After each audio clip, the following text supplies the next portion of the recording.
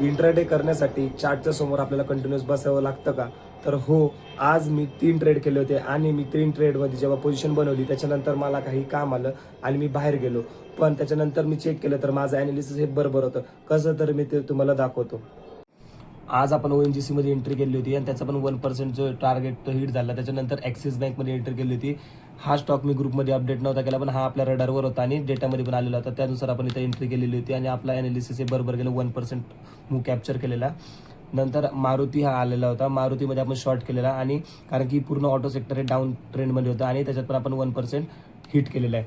आणि आपण तसं ग्रुपला अपडेटसुद्धा दिलेलं होतं की you can watch the metal sector upside आणि auto sector downside, focus on Maruti and M&M, watch JSW energy आणि यू कॅन शॉर्ट मारुती आणि टार्गेट हिट झाल्यानंतर. जर का तुम्हाला या कम्युनिटीला जॉईन व्हायचं असेल तर तुम्ही बायोमध्ये लिंक आहे, तिथून तुम्ही जॉईन होऊ शकता आणि रोज सकाळी मी याच्यात मॉर्निंगला आपले कॉल्स टाकत असतो आणि तुम्ही हे ॲनालिसिस आपलं बघू शकतात.